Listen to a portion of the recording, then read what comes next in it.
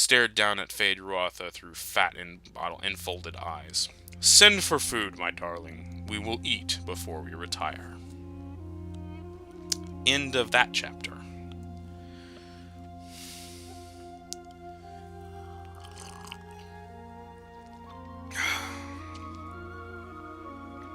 Storyteller juice and water.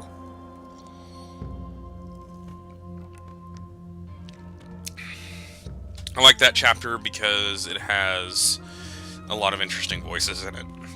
Kind of run Piter as a pseudo-Russian, French, foreign accent.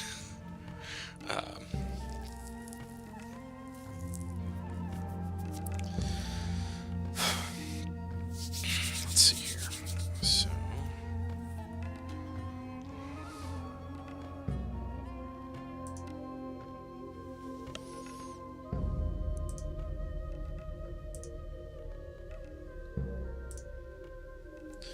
alright, so we're ready for Chapter 2. Or, excuse me, Chapter 3. That was Chapter 2.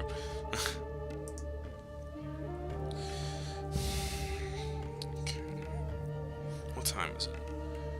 It's about 7:19. It took me about 20 minutes to read that, so... Considering I started at around 6:55, so we'll say 24 minutes. I may have to get more whiskey.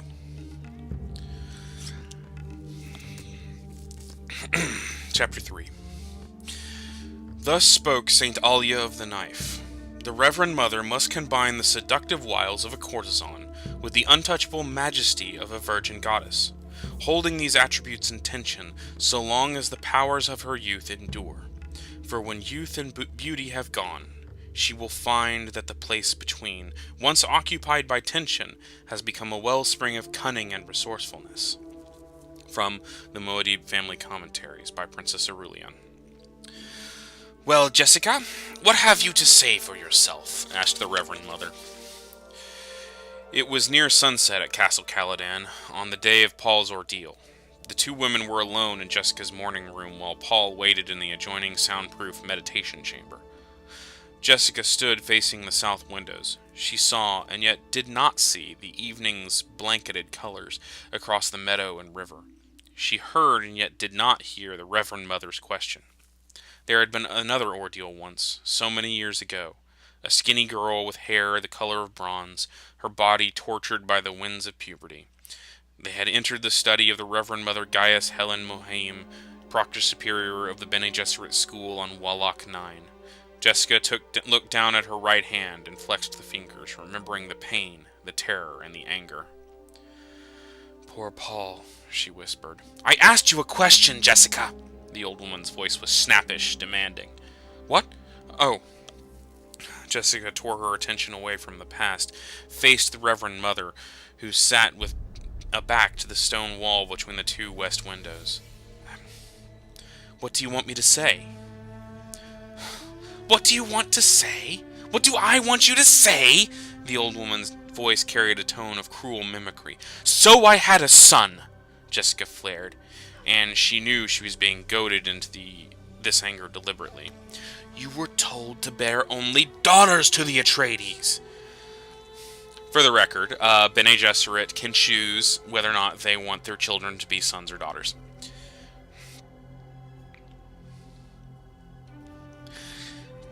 "But it meant so much to him," Jessica pleaded. "And you in your pride thought you could produce the Kwisatz Haderach." Jessica lifted her chin. "I sensed the possibility." "You thought only of your Duke's desire for a son," the old woman snapped. "And his desires don't figure into this. An Atreides' daughter could have been wedded to the Harkonnen heir and sealed the breach. You've hopelessly complicated matters. We may lose both bloodlines now." "You are not infallible," Jessica said. She braved the steady glare from the old eyes. Presently, the old woman muttered. "What is done is done."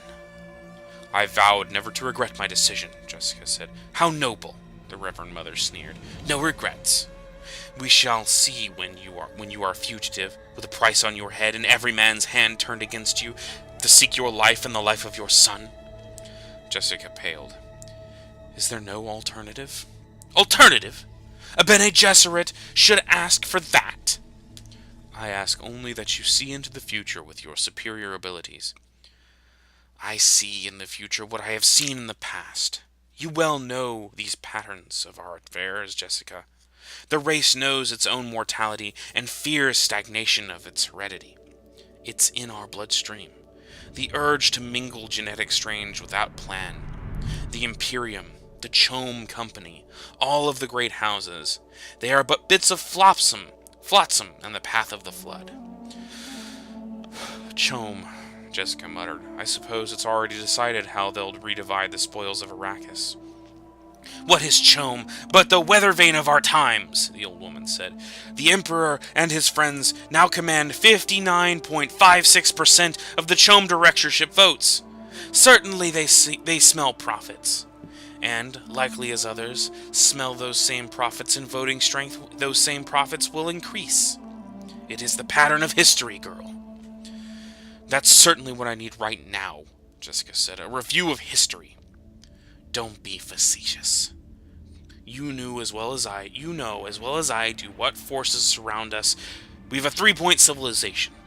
The imperial household balanced against the federated great houses of the Landsraad, and between them the guild with its damnable monopoly on interstellar transport.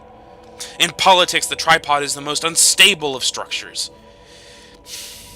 It had to be bad enough without the complication of a feudal trading culture which turns its back on most science.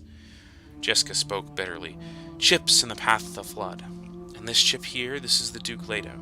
And this one his son. And this one's... Oh, shut up, girl! You've entered this with full knowledge of the most delicate edge you walked. I am Bene Gesserit. I exist only to serve, Jessica quoted. Truth, the old woman said. And we can all hope for now is to prevent this from erupting into a general conflagration. To savage what we can of the key bloodlines. Jessica closed her eyes, feeling tears press out beneath the lids. She fought down the inner trembling, the outer trembling, the uneven breathing, the ragged pulse, the sweating of the palms. Presently she said, I will pay for my own mistake. And your son will pay with you. I'll shield him as well as I am able. Shield? The old woman snapped.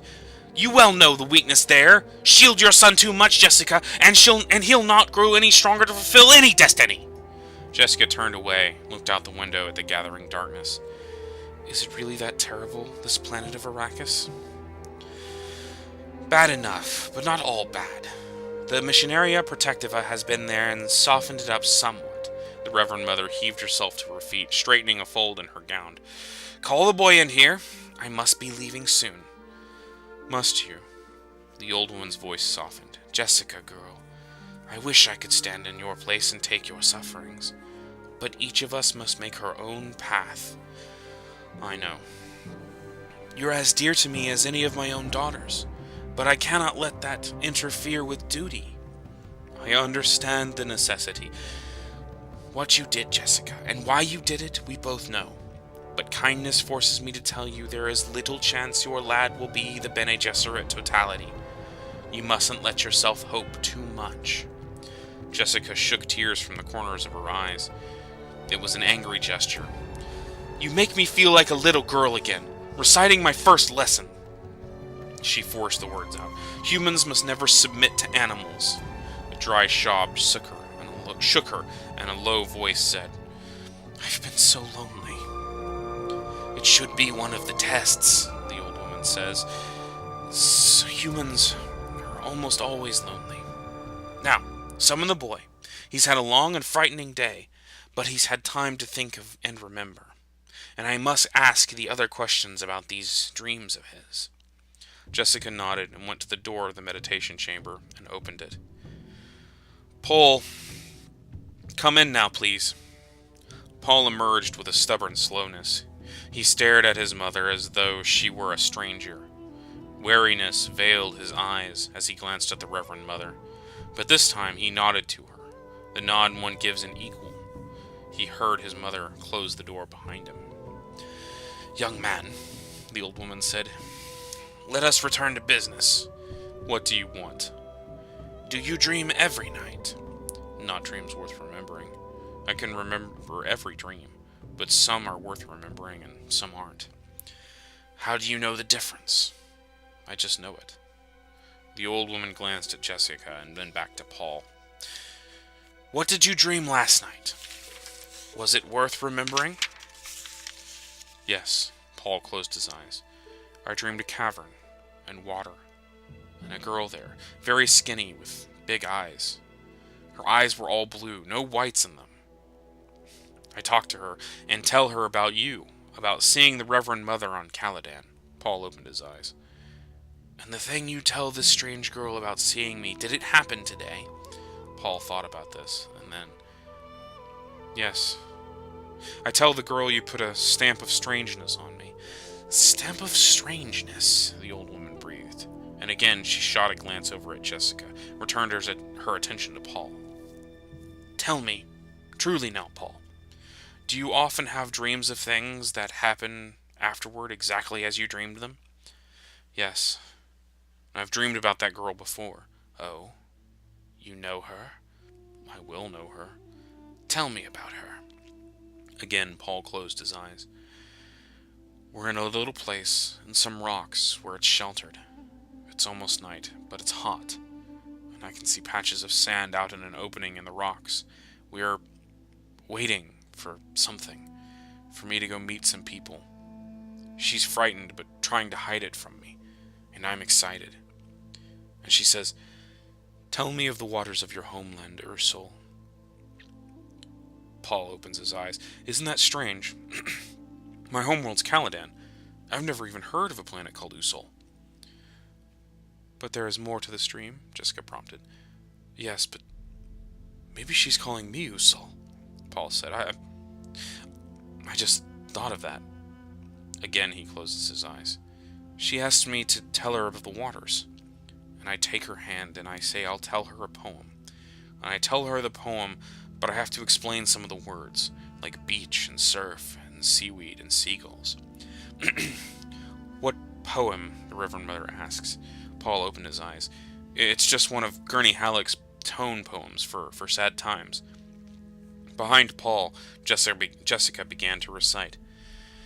I remember salt smoke from a beach fire and shadows under the pines. Solid, clean, fixed. Seagulls perched on the tip of land, white upon green, and wind comes through the pines to sway the shadows.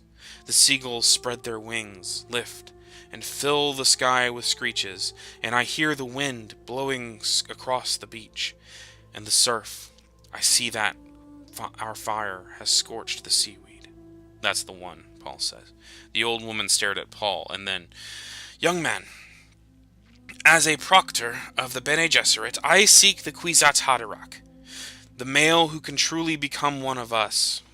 Your mother sees this possibility in you, but she sees with the eyes of a mother. Possibly I see too, but no more. She fell silent, and Paul saw that she wanted him to speak. He waited her out. Presently she said, As you will, then. You've depths in you, I'll grant. May I go now? He asked. You don't want to hear the Reverend Mother if she can tell you about the Kwisatz Haderach?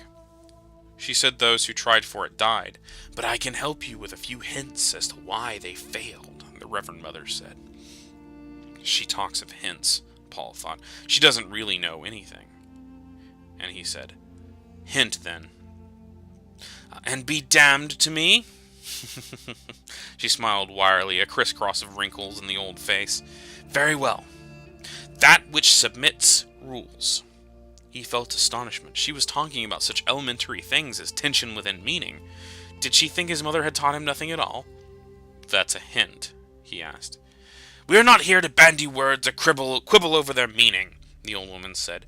The willow submits to the wind and prospers until one day it is many willows, a wall against the wind. This is the willow's purpose. Paul stared at her. She said purpose, and he felt the word buffet him and reinfect him with his own terrible purpose. He experienced a sudden anger at her, a facetious old witch with her mouth full of platitudes. You think I could be this Kwisatz Haderach, he said. You talk about me, but you